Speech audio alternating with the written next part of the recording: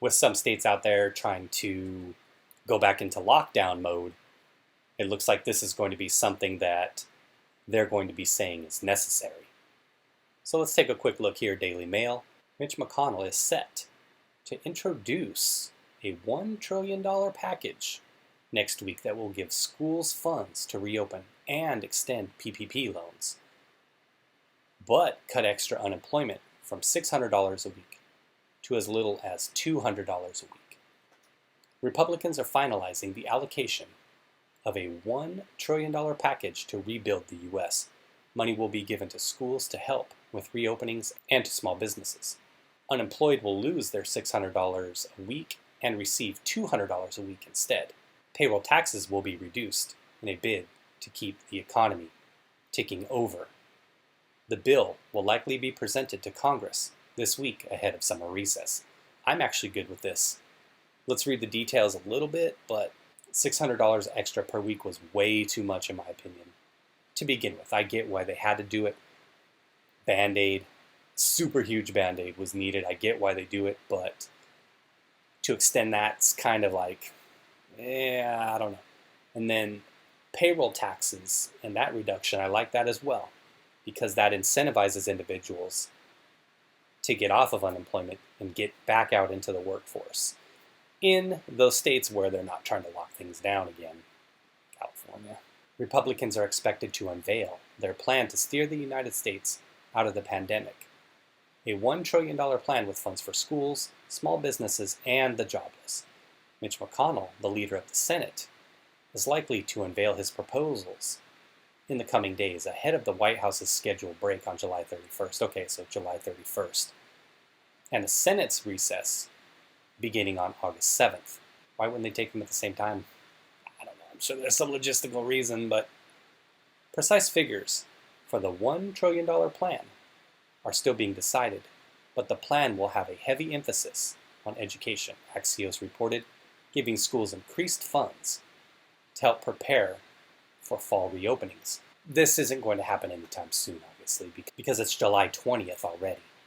The House is going on break on the 31st, the Senate a week after on August 7th, and they don't even have the details finalized yet. So it's not like this is magically going to get put together and passed in the next 10 days. My guess is this would be something that's being proposed so that individuals can consider this and perhaps take it to their constituents during that time that they're on their summer holiday.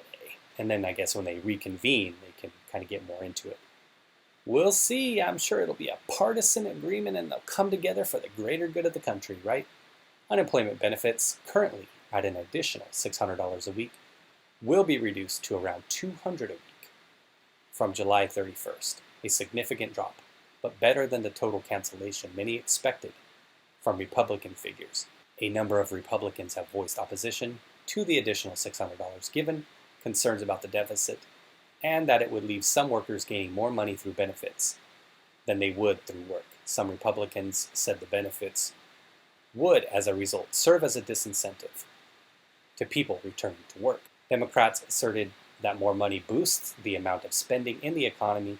More than two-thirds of Americans say they need a second stimulus check to help make ends meet, according to recent data from tax preparer Jackson Hewitt. And I just want to say this right now, and I'm going to come hard on it, but, in my own sympathetic way.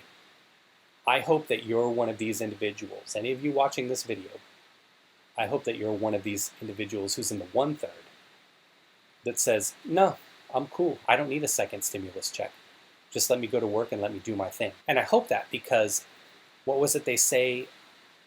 I'll have to pull the exact numbers, but a huge majority of people, maybe it was two-thirds, same as this, maybe it was more, that they say are just a job loss away from, or only have $1,000 in the bank in emergency savings, that so many of us are in that boat. And I really hope that any of you individuals aren't in that boat, that you aren't allowing kind of this consumerism culture that we have that's so prevalent. It's prevalent as hell, and you know that you aren't one of those individuals who's allowed yourself to be put into this situation where you need the the stimulus. You'll take it. Now, if they want to send me some extra money, that's fine. I still have the $1,200 from the first stimulus. I set that money aside, so what my plan was to, once things kind of somewhat normalize with the food situation, was to go ahead and take that money out and then purchase a bunch of food, canned goods, stuff like that, toiletries, other things to donate to local shelters. The missus actually has a youth shelter that she found around here that she's been talking about donating a lot of her clothes to as we took the time to go ahead and do some spring cleaning. That was my plan, to take that money and then put it to organizations that have been hit hard, because during this time, people haven't been donating, haven't been volunteering as much in their community, which is understandable. So it'd be good to see some assistance for those organizations as well, or people trying to step up in a way if they can. If you can, great. That's what I always say. We want to have the choice to do charitable stuff on our own. We don't want to be forced into things. I hope for all of you that you're one of these 1/3 of people who don't need it. I know that some of you will, just because disability, job loss, stuff like that. So hopefully whatever comes through, if they're able to pass something on short order, it gets you taken care of and kind of takes that stress away from your day-to-day life. Rent, bills, food, and everything like that. But I'm always positive in the sense that I hope that you've put yourself in a situation as best you can to where you don't need this and to where you're protected in some way at least, or you can at least kind of get with your family and loved ones and kind of help each other all out and help each other through this together. You see here, money's designated for increased testing, plus research into vaccines, schools. The schools they talk about here in Mississippi. Here in Mississippi, I know that they don't necessarily have a team, but you've got the Atlanta Falcons close by. Let's lose this Steelers hat there. You lost all credibility with that Steelers hat. But schools, certainly, they have to retrofit now. Businesses will be aided by widespread liability protection, including for restaurants, hotels, hospitals, universities, and school districts. That's cool. I mean, that helps them in a way to minimize their fears of reopening, but individuals still have to want to come back, right? And those fears, I think, are only going to be lessened as we get closer to a potential vaccine.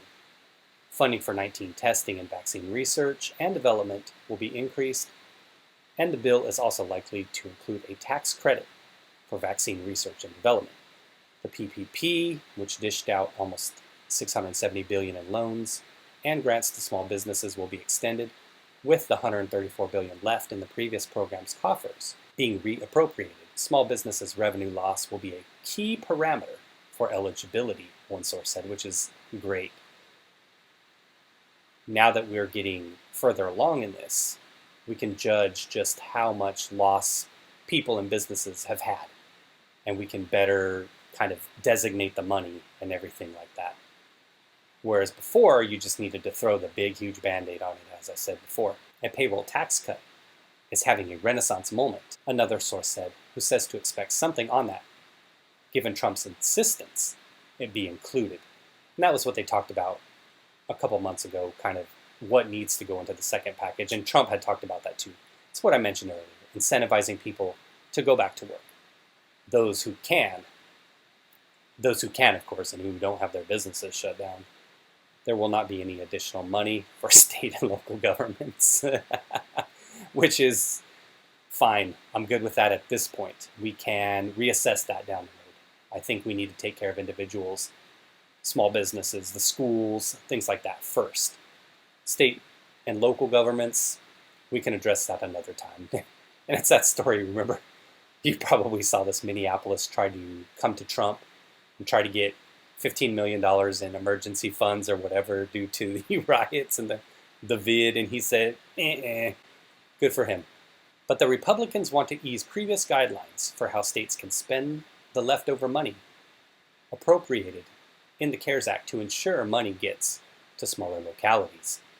Sounds good. Kevin McCarthy, House Minority Leader, sees that as an absolute must-have, one of the sources said. The plan has been given added urgency by the fact that many of the hard-hit states are key battleground states for Trump in November's election. Politics, huh? Yummy. I love me some politics in this story. The bill is in response to the Democrat bill, drawn up by the Democrat-controlled House in May, which was deemed as dead on arrival at the Republican-held Senate. Yummy, I love me some more politics. Yum, yum, yum, yum, yum. And that's actually the end of the article. I was about to cut it off there anyway. If you think the number are bad, wait till schools reopen. From Beleaguered Penguin in the United Kingdom. Communist McConnell is back with freebie money. Okay, sure, the Republicans are the ones that are communists. From Glasgow, United Kingdom. I know the economy was going to break. Most Americans who were laid off will lose everything, but Republicans will lose everything in November. Maybe. Hand sanitizer from Santa Monica. If an employer calls you back to work and you refuse to work, the employer can report you and you will lose all your benefits. This is a fact, and they should. If you are called back to your work and you refuse to go, then you shouldn't be getting benefits, period. You know, there are plenty of young people dying and severely damaging their lungs from this virus too. Some of those people are famous as well. Oh no. Oh, famous people. Oh, okay, now you got my attention. I'm sure they can afford the best doctors in the world. Soon every American is going to know someone who personally died from the virus. I've already had that experience. Hand sanitizer again. Somebody here says Trump in a landslide. Somebody says hilarious. All right, these comments are stupid. There's nothing intelligent in that comment section. What a waste of time. All right, I've given my thoughts on that, everybody. Just a little something there to consider. We'll see what happens with this going forward. See how this is negotiated and see what kind of pork Democrats try to throw in there, and the Republicans may have some pork in there as well. I hear that politicians are really good at that. So like I was saying before, I hope that you're really one of those 1/3 of people who don't necessarily need that stimulus, that you were able to put yourself in a good enough position, and that you're always wise with your money to where you don't necessarily need the thing, and you in turn can be somebody who can help out your family and loved ones if they're in need. That's what I always hope for everybody, that we're always able to put ourselves in a great position financially to where that's one less stressor in life. All right, take care, everybody.